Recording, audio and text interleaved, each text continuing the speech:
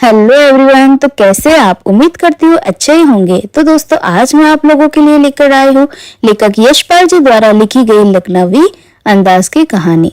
तो दोस्तों, आगे बढ़ने से पहले अगर आपने अभी तक मेरे चैनल को सब्सक्राइब नहीं किया तो प्लीज जाकर सब्सक्राइब कर देना। तो चलिए शुरू करते हैं। लेखक अपने सफर की शुरुआत का हिस्सा बताते हुए कहते हैं कि लोकल ट्रेन के चलने का समय हो गया था, इसीलिए ऐसा लग रहा था जैसे वह लोकल ट्रेन चल पड़ने की हड़बड़ी या बेचैनी में फूंक मार रहे हो।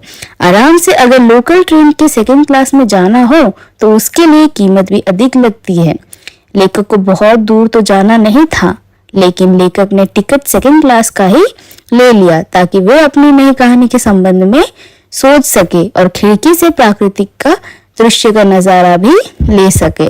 इसीलिए भीड़ से बचकर, शोरगुल से रहित ऐसे स्थान जहाँ कोई ना हो लेखक ने चुना। लेखक जिस लोकल ट्रेन से जाना चाहता था, किसी कारण थोड़ी देरी होने के कारण लेखक से वह गाड़ी छूट रही थी।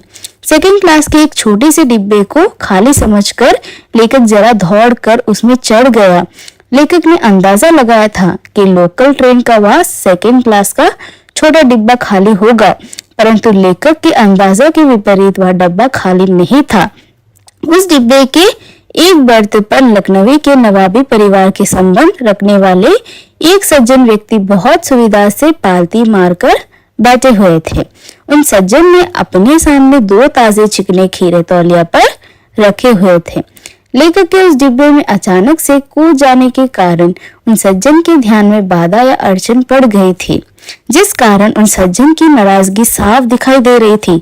लेखक उन सज्जन की नाराजगी को देखकर सोचने लगे कि हो सकता है वे सज्जन भी किसी कहानी के लिए कुछ सोच रहे हो, या ऐसा भी हो सकता है कि लेखक ने उन सज्जन को खीरे जैसे तुच्छ वस्तु का शौक करते देख लिया था और इसी हिचकिचाहट के कारण वे नाराजगी में हो।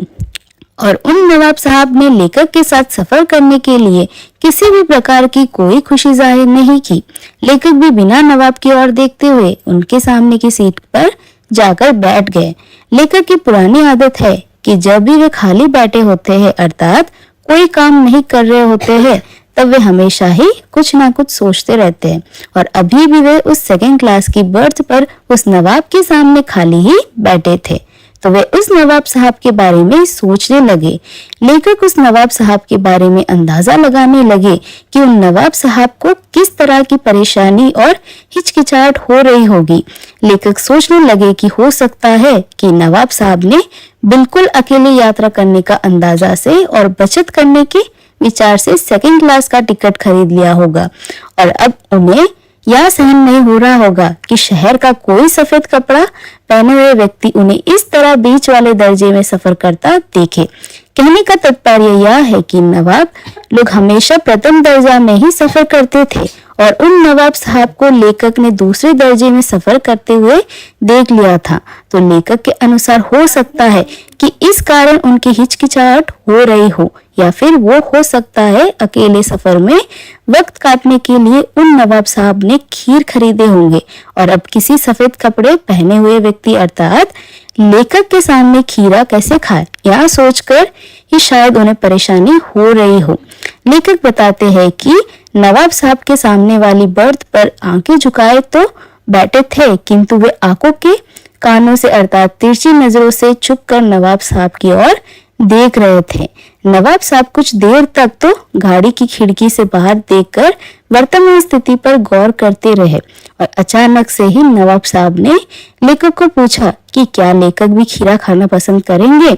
इस तरह अचानक से नवाब साहब के व्यवहार में हुआ परिवर्तन लेखक को कुछ अच्छा नहीं लगा, और नवाब साहब के खीरे के शौक को लेखक ने देख लिया था, और खीरा एक साधारण वस्तु माना जाता है, जिस कारण नवाब साहब के हिचकिचाने लगे थे, और लेखक को लग रहा था कि इसी हिचकिचाहट को छुपाने के लिए और साधारण वस्तु का शौक रखने के लिए वे लेखक से खीरा खाने के बारे में पूछ रहे हैं।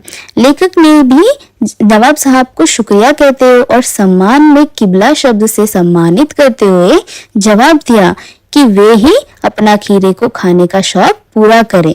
लेखक का जवाब सुनकर नवाब साहब ने फिर एक पल खिड़की से बाहर देखकर स्थिति पर गौर किया और दृढ़ निश्चय से खीरे के नीचे रखकर तौलिया झाड़ा और अपने सामने बिछा लिया। फिर अपनी सीट के नीचे रखा हुआ लोटा उठाया और दोनों खीरों को खिड़की से बाहर धोया और तौलिया से पोंछकर सुखा लिया। फिर अपनी ही जेब से एक चाकू निकाला, दोनों खीरों के सिर काटे और उन्हें चाकू से गोदकर उनका झाग निकाला। जिस तरह से हम भी खीरा खाने से पहले काटते हैं, यह सब करने के बाद फिर खीरा को बहुत सावधानी से छीलकर लंबाई में टुकड़े करते हुए बड़े तरीके से तौलिया पर सजाते गए। और लेखक हम सभी पाठकों को लखनऊ स्टेशन पर खीरा बेचने वाले लोगों के खीरे के इस्तेमाल का तरीका बताते हुए कहते हैं कि हम सभी लखनऊ स्टेशन पर खीरा बेचने वाले लोगों के खीरे के इस्तेमाल का तरीका तो जानते ही हैं।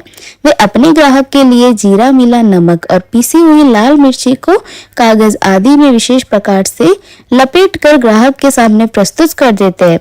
नवाब साहब ने भी उसी तरह से बहुत ही तरीके से लंबे लंबे टुकड़े पर जीरा मिला नमक और लाल मिर्च की लाली बिखेर दी। और लेखक बताते हैं कि नवाब साहब की हर एक क्रिया प्रक्रिया और उनके बड़े जबड़े की कंपन से यह स्पष्ट था कि उन खीरों को काटना और उस पर जीरा मिला नमक और लाल मिर्च की लाली बिखेरने की सारी प्रक्रिया में उनका मुख खीरे के रस का स्वाद लेने ही कल्पना मात्र से ही जल से भर गया था। जिस तरह जब हम अपनी पसंदीदा खाने की किसी चीज को देखते हैं तो हमारे मुंह में भी पानी आ जाता है, तो उस पर नवाब साहब के मुंह में भी खीरा को खाने के लिए तैयार करते समय पानी भर आया था। लेखक आंखों के कोनों से अर्थात तिरछी नजरों से नवाब साहब को यह सब करते हुए देखकर सोच रहे थे कि नवाब साहब ने सेकेंड क्लास का टिकट ही इस ख्याल से लिया होगा ताकि कोई उनके खीरे खाते ना देख ले। लेकिन अब लेखक के ही सामने इस तरह खीरे को खाने के लिए तैयार करते समय अपना स्वाभाविक व्यवहार कर रहे हैं। और अपना काम कर लेने के बाद नवाब साहब ने फिर एक बार लेखक की ओर देख लिया और फिर उनसे एक बार खीरा खाने के लिए पूछ लिया और साथ ही साथ उन खीरों की खासियत बताते हुए कहते हैं कि वे खीरे लखनवी के सबसे प्रिय खीरे हैं।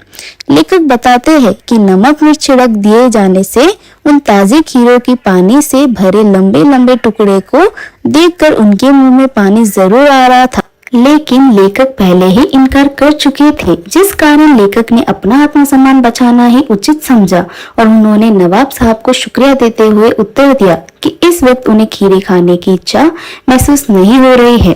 और साथ ही साथ लेखक ने अपनी पाचन शक्ति कमजोर होने का बहाना भी बनाया और नवाब साहब को ही खीरे खाने को कहा। लेखक का जवाब पाते ही नवाब साहब ने ललसा भरी आंखों से नमक मिर्च के सहयोग से चमकती खीरे के लंबे लंबे टुकड़ों की ओर देखा, फिर खिड़की के बाहर देखकर एक लंबी सांस ली। लेखक बताते हैं कि नवाब साहब ने खीरे के एक टुकड़े को उठाया और अपने होठों तक ले गए, फिर उस टुकड़े को सूंघ नवाब साहब के केवल खीरों को सूंघकर उसको स्वाद का अंदाजा लगा रहे थे।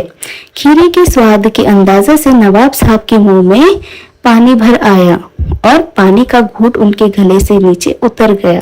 यह सब करने के बाद नवाब साहब ने खीरे के टुकड़ों को बिना खाए ही खिड़की से बाहर छोड़ दिया और नवाब साहब ने खीरे के सभी टुकड़ों को खिड़की के बाहर फेंककर तौलियों से अपने हाथ और होठ पोंछ लिए थे और बड़े ही गर्व से आंखों में खुशी लिए लेखक की ओर देख लिया और ऐसे ही लग रहा था मानो वे लेखक से कह रहे हो कि यह है खानदानी रईस का तरीका।